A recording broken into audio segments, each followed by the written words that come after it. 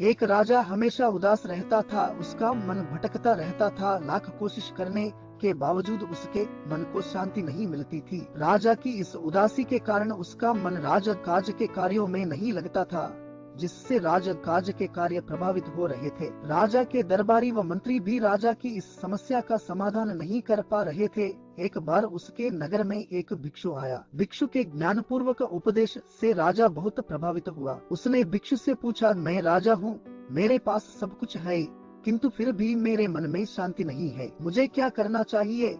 भिक्षु ने राजा की बात पर गौर किया और फिर कुछ सोचकर बोले, राजन, आप प्रतिदिन भेष बदलकर अपनी प्रजा के बीच में जाएं और यह जानने की कोशिश करें कि प्रजा का क्या हाल है और आपका राज्य कैसा चल रहा है। राजा ने भिक्षु की बात मानी और प्रतिदिन भेष बदलकर प्रजा के बीच जाने लगा। प्रजा के बीच जाने से राजा को बहुत हैरानी वाली बातें पता लगा। उसे पता चला कि प्रजा बहुत दुखी है। उसके राजकाज के कार्यों में कम दिलचस्पी लेने की वजह से राज्य के अधिकारी लापरवाह और रिश्वतखोर हो गए हैं। जमाखोरों की वजह से दैनिक कार्यों की मूलभूत वस्तुओं के भाव बढ़ने से महंगाई बढ़ गई है। किन पानी की समस्या थी तो कहीं स्वास्थ्य सुविधाओं का अभाव था। धनी लोग तथा राजा के रिश्वतखोर अधिकारी मिली भगत से राज्य की संपदा लूट रहे थे। गरीब व्यक्ति और गरीब होता जा रहा था। प्रजा में राजा के प्रति आक्रोश बढ़ता जा रहा था। किसी भी वक्त प्रजा राजा के खिलाफ विद्रोह कर सकती थी। यह सब जानकर राजा तुरंत सब कुछ भूलकर राजकाज के कार्यों में जुट गया।